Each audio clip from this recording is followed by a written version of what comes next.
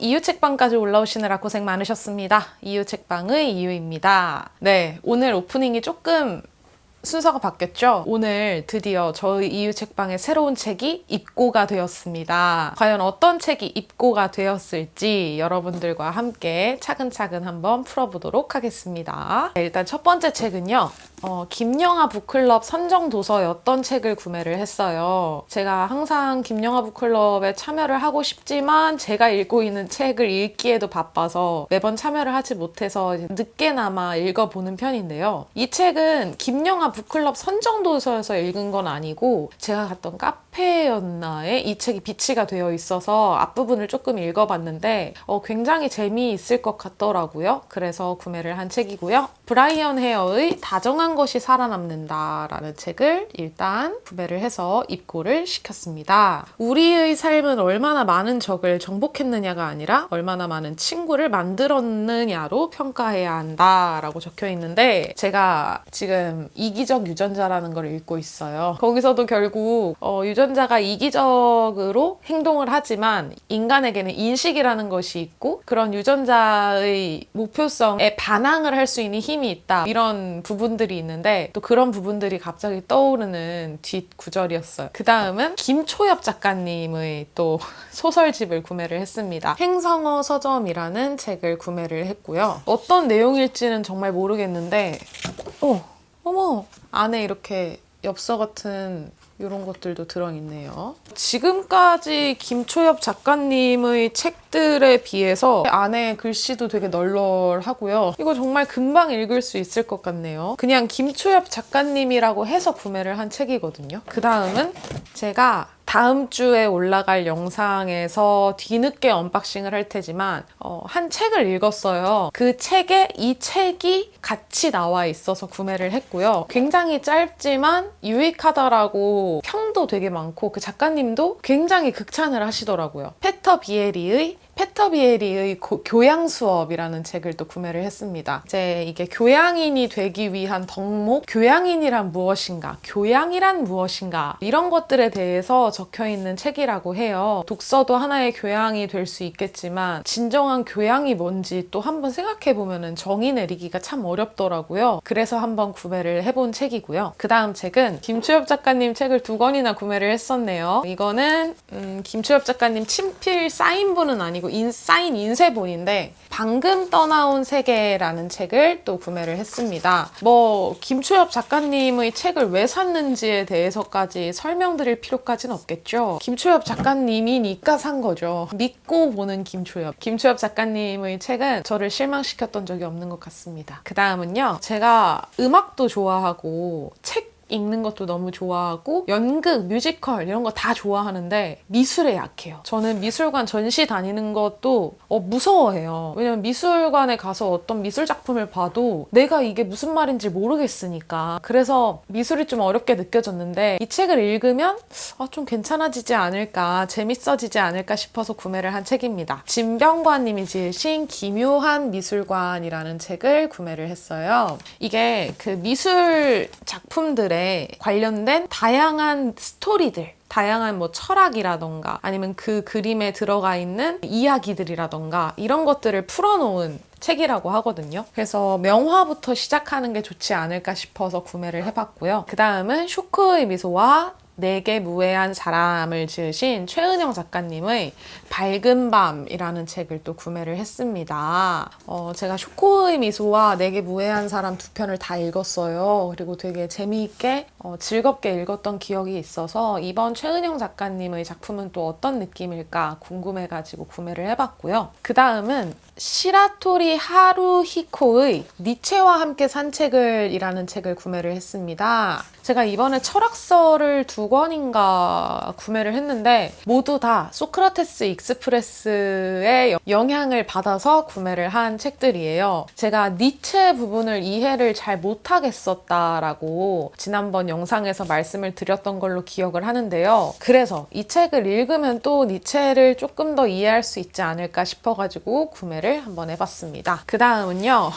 제가 정말 애주가예요. 저는 술을 정말 좋아합니다. 특히 낮에 마시는 술이 너무 좋더라고요. 평일에는 그렇게 하지 못하지만 주말같이 여유로울 때에는 낮에 그냥 딱 맥주 한 캔 또는 뭐 위스키 한 잔, 와인 한 잔 이게 또 되게 책이랑도 어울리고 너무 술을 사랑하는데요. 지난번 여수 여행 갔을 때 이 책이 꽂혀 있길래 그때 살까 하다가 꼭 참고 이번에 구매를 바로 해봤습니다. 하라다 히카의 낮술이라는 책이고요. 어른에게는 대낮부터 술을 마시는 일도 있다는 사실을 알아주면 좋겠다라고 적혀 있어요. 소설이고 김훈비 작가님이 추천을 하셨다고 합니다. 아무튼 술을 지으신 김훈비 작가님. 제가 아무튼 술 그때 리뷰했던 걸로 기억을 하는데 술을 마시면서 그때 김훈비 작가님의 책도 너무너무 재밌게 읽었었거든요. 그런데 이번에 그 김훈비 작가님이 산문집을 내셨어요. 그래서 또 바로 구매를 했습니다. 김훈비 작가님의 다정소감이라는 산문집을 구매를 했고요. 이번 산문집이 어떤 내용일지 아무튼 술과는 굉장히 결이 다른 문체로 혹시 적진 않으셨을까 기대가 돼요. 아무튼 술은 조금 가볍게 읽을 수 있을 만한 문체로 글을 쓰셨었는데 이거는 아무래도 제목이 또 다정소감이고 다정이 남긴 작고 소중한 감정들 이렇게 적혀 있거든요. 그래서 어떤 느낌의 산문집일지 과연 읽어보고 독서결산 때 또는 뭐 리뷰로 찾아뵐 수 있으면 리뷰로 한번 후기를 말씀드리도록 하겠습니다. 그 다음 책은 제가 소크라테스 익스프레스를 읽으면서 에피쿠로스 학파에 가장 관심이 갔다라고 또 말씀을 드렸었는데 바로 그것 때문에 구매를 한 에피쿠로스의 정원이라는 책입니다. 아나톨 프랑스가 지었고요. 에피쿠로스 학파에 대해서 고등학교 윤리 시간 때만 배워보고 지금은 정확히 어떤 것인지 몰라서 공부를 한번 해보자라는 생각에 구매를 했고 그 다음은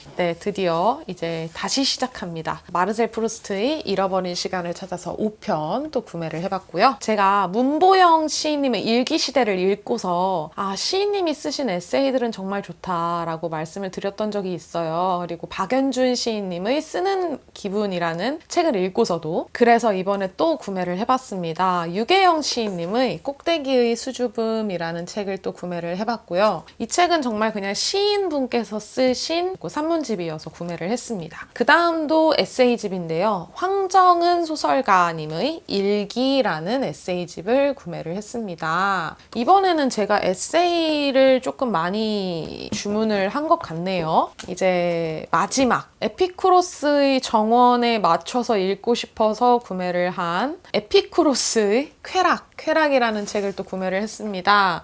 이러다 제가 철학 공부에 심취하게 되는 건 아닌지 모르겠지만 너무 궁금하더라고요. 그래서 공부가 너무 하고 싶어가지고 이렇게 책을 다 구매를 해봤고 이제는 굿즈가 남았습니다. 이번 굿즈는 딱 3개 구매를 했고요. 첫 번째는 다정소감 손수건을 구매를 했어요. 제가 환경 문제에 크게 관심이 막 열성적으로 있는 편은 아닌데 그래도 여름철 되면은 바다에 쓰레기를 주우러 가는 정도? 그 정도로 환경 문제에 어느 정도 관심이 있는데 손수건을 사용하면은 조금 더 지구 환경에 도움이 되지 않을까 싶어서 저희 첫 손수건으로 구매를 했고요. 이거는 다정소감을 구매하면은 같이 구매하실 수 있는 작은 손수건입니다. 이 정도 사이즈의 손수건이고요. 한번 세탁해서 야무지게 쓰고 다녀야겠어요. 화장실에서 손 씻을 때도 쓰고 누가 울 때 다정하게 손수건을 건네주기도 하고 그러려고 구매를 한 손수건이고 그 다음은 캐럴 양장 노트를 구매를 했습니다. 제가 매일 일기를 쓰고 그 일기장에 메모도 그냥 막 낙서를 하고요. 이제 그거를 한 장 한 장씩 다시 읽어보면서 제가 글을 쓰기도 하거든요. 그래서 노트가 많이 필요하더라고요. 그래서 노트를 한번 구매를 해봤고 여러분 이제 11월이잖아요. 다음 달이면 12월이고 제가 다이어리 쓰는 거를 굉장히 좋아하는데요. 늘 다이어리에 쓰는 가격이 만만치가 않더라고요. 만만치 않은 가격으로 해놓고 제대로 못 쓸 바에야 그래도 좀 저렴한 가격에 다이어리를 사서 쓰면 더 좋지 않을까라는 생각이 들어서 이번에 알라딘에서 판매하는 2022년 다이어리를 구매를 했습니다. 이렇게 생긴 다이어리고 저는 데일리 형식으로 구매를 했어요. 안에를 살짝 보여드리자면 일단 2022년, 2023년 이렇게 날짜가 다 나와 있는 달력고 이렇게 1월부터 다 먼슬리가 앞쪽에 먼슬리가 쭉 되어 있고요. 그 다음은 데일리로 줄이 쳐져 있습니다. 데일리로 줄이 쳐져 있는데 저는 이거를 이제 매일매일 헤비 트래커, 제가 헤비 트래커 노트가 따로 있긴 하지만 데일리로 체크할 수 있는 타임 트래커 그런 용도로 사용을 할까 지금 예정을 하고 있기는 해요. 어떻게 사용을 하게 될지 제가 내년에 이 다이어리를 어떻게 사용할지 여러분들께 한번 보여드리도록 할 테고요. 네, 이렇게 오늘의 언박싱을 모두 마쳐봤습니다. 14권의 책을 구매를 했는데 제가 확실히 기억나는 책도 있고 이거는 내가 장바구니에서 그때 뺐던 것 같은데 하는 책들도 있었는데 뭐 금방 읽겠죠. 아마 이것도 이번 달에 다 읽고 또 읽은 책이 없다고 허덕거릴지도 몰라요. 제가 요즘 한 달에 평균 한 14권, 15권 정도 책을 읽고 있는데 이것도 이번 달 안에 다 읽는 게 목표이기는 합니다. 과연 제가 이 책을 그대로 이번 달 월말 독서 결산 때 보여드릴 수 있을지 여러분들 한번 비교해보시면 또 재밌을 것 같고요. 오늘 이유 서점에 입고된 책 어떤 책들인지 함께 보셨는데 재밌으셨나요?